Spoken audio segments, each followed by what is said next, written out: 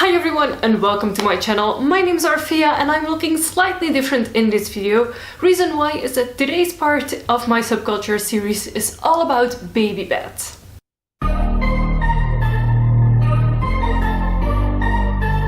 Disclaimer, this video series is meant to be informative. I am stating general facts about these niches within the subculture.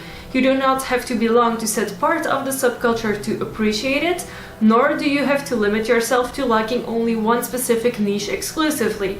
Every single goth or alternative person I know identifies with multiple styles of multiple niches of goth, as well as non-goth subcultures, and that is totally fine. Feel free to leave a comment to this video if you know more about this specific niche of the video and add to the conversation. Quick side note, for today's video I transformed myself into my 16 to 19-year-old makeup look and then the outfit that I would mostly wear when I was younger, mostly 16 to 18 before I actually knew what goth was. But that is what you will discover in this video as well. If you want to see the transformation, you will see how poop my makeup skills were. I didn't even fill in my eyebrows at the time. Yeah, you'll see in that video. It will be up on Wednesday. But now without further ado, let's get started about baby beds.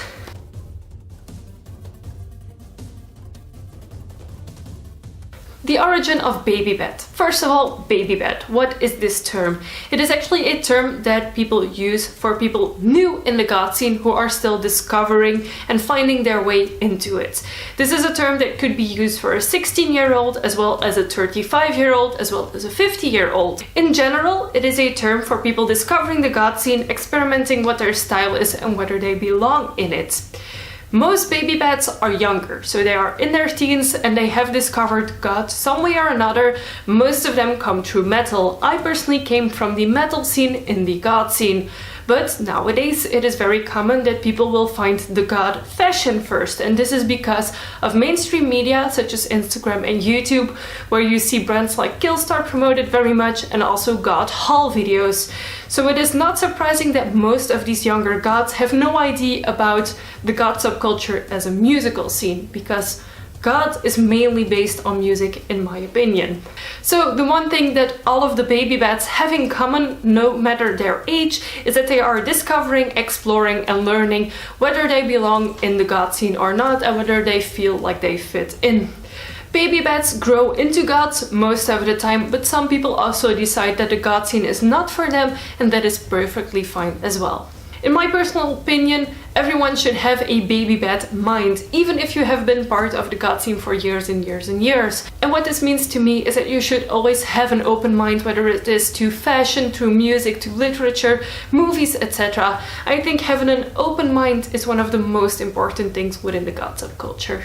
Now on to the music. Baby bed music. Now this can be very different depending on where the baby bed originates from. A lot of baby beds consider bands such as Murderdolls, Marilyn Manson, Evanescence and him as goth. So these are basically metal bands with goth aesthetics, but if you are a baby bed, you don't know this most of the time. You know that you like the metal aesthetic, you think you belong into the metal subculture, but then you see that these bands are a bit darker, are a bit different from most other metal bands, and then you will find them discovering goth. And this is where I personally come from. I saw the term goth in one of my metal magazines describing, I think it was Lacuna Coil's style, and it is actually only when I encountered true goths at a metal festival that they made me discover more goth things. So it is not uncommon for a baby bed to think that they belong into the metal scene but come to goth parties because they think it will be the same music. And this is also why most baby beds will listen to metal. It is because they are unfamiliar with actual goth music. Then you have the total opposite. It is people who know a few goth bands, the popular goth bands such as The Cure, Susie and the Banshees, Nine Inch Nails, Depeche Mode or Blood Angel, and they will discover this music on the radio, because nowadays on the radio here you will hear Susie and the Banshees, you will hear The Cure, you will hear Whispering Suns, which is a Belgian goth band which makes similar music to them, and that is how some people also discover the goth subculture. And this is why baby beds tend to also be older people sometime, because they find this music, they really enjoy the music, and then they start going to goth parties. And these people will mostly not know how to dress or what they want to dress like, or they like the music, they come into the scene and they discover their style that way. And then the third way that in my country baby bats come into the goth scene is via parties and via the electronic music, because the party I personally attend, in fact, it is heavily focused on the electronical goth music, and a lot of people who come from Goa parties, who come from raves and similar parties will attend Infected and then see, oh, what is this? This is different from what they're used to, and then they will discover the goth scene through the people at the party. They mostly dress in a totally different way, they don't wear as much black, they actually wear mostly rave-inspired outfits, and that's perfectly fine. Those people also belong into the goth scene, and those people are also baby bats, because I have a few friends who have only discovered goth and the goth scene a few years ago, whereas they're already adults, but they still are exploring and enjoying their way into finding everything out about goth. So to name a few bands that baby bats will mostly listen to, it is Him, Evanescence, Murderdolls, Marilyn Manson, The Cure, Susie and the Banshees, Bauhaus, Nine Inch Nails, Depeche Mode and Bloedengel. And baby bats tend to listen to a variety of music, so you can't really pinpoint a baby bat based on their musical style. And we've waited for so long for this moment to come. We're so anxious to be together, together in there. Whoa, whoa.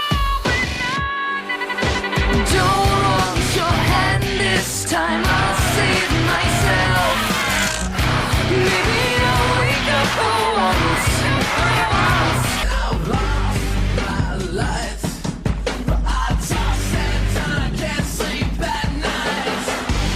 Once I ran to you, now I run from you.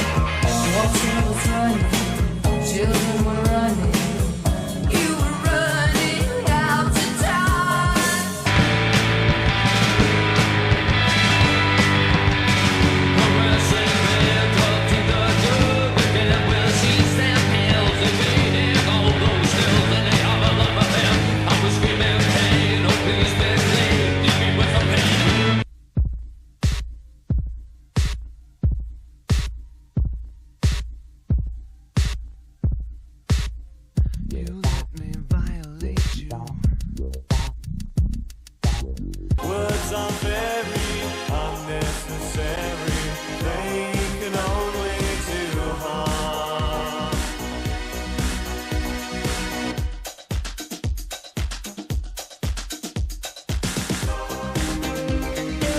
Du siehst die Welt nur noch in dunklen Farben, für dich hat jetzt und hier die Jagd begonnen. Das Blut des Schicksals klebt an deinen Händen. Reich mir die Hand, unsere Welt wird brennen, der Zweifel und die Angst werden Feuer untergehen.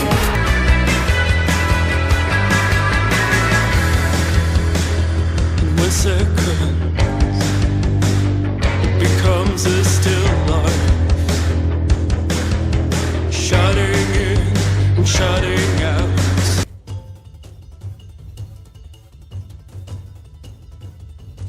Then onto baby bat fashion and aesthetics, and this one is a very difficult one because you can have lots of influences for coming into the goth scene, so you could already have your particular style within another scene, but most of the time baby bats tend to still be experimenting with their look and finding their own style by copying other people's style. So what you will have a lot is that baby bats will come to a party and then the next time they will look totally like someone else at the party that they saw the previous time. The time afterwards they will look exactly the same like someone totally different, and they will just try out things until they find what they like, and it is completely normal. It is what I used to do as well, and I'm not ashamed of that. It is how I discovered what I liked. And since these are mostly younger kids who still go to school, who maybe get some pocket money or have a side job but don't have a lot of money, you will see that they try to upcycle what they have. What I personally did when I was a baby bat is wear fishnets underneath everything. I would have fishnets on my legs and then fishnets on my arms just to have something, and then I would wear my trusty metal t-shirts because I was convinced that Murderdolls was a goth, and I know. But yeah, I still would wear my metal t-shirts with fishnets, and then of course spikes. Spikes are something that baby bats adore, or most of them do at least. I personally really like spikes as well. I have a few spike bracelets, and I actually bought these at a metal festival, and this one I bought at Attitude Holland. Now personally what I did, I went onto eBay and I bought a lot of second-hand clothes. So I would buy second-hand t-shirts. This one is one of my very first purchases. Another one that I had was Slipknot, and I would wear these, and this was what I would consider a goth outfit. So fishnets, spikes, chains at my pants. I would have different belts with chains hanging from it, etc. So that is what I personally would wear. Now leather jackets are also a big part of what baby bats wear, mostly the ones that come out of the metal scene because they already tend to have a leather jacket. I think most people actually own a leather jacket within the goth scene, whether they're a baby bat or not. And then you would see them either fully decorated with patches, with quotes, etc., or just plain black. Band shirts, of course, are a big part of what baby bats would wear. Still, other goths wear band shirts. I think it's something very normal to wear, but there would often be metal t-shirts or very known goth band t-shirts, or the Nightmare Before Christmas. Nightmare Before Christmas is very popular with baby bats as well. Of course, you cannot imagine baby bat without trip pants, or in general cargo pants. I used to own one pair of trip pants, but because I'm so tall they were not long enough for me and they would just look ridiculous, but I felt I was the coolest kid around with those pants. They had lots of chains and lots of like zippers and details with metal on them, and they were just super cool. Now for makeup, this can vary on the makeup skills of the baby bats, but most often you would see black eyeliner and then smoked it out with some black eyeshadow if you had like eyeshadow. I used to always do this, so black eyeliner and then smudge it out with some eyeshadow. What is also very popular is of course black lips. I did red ones because this was my signature look when I was younger.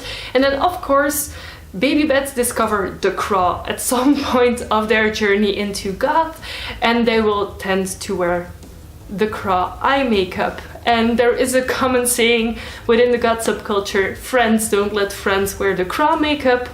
And I can tell you that I personally did it. I even did a mini photo shoot with a friend of mine wearing that makeup, and I felt so cool about it. But yeah, it is just a way of discovering goth and what you like.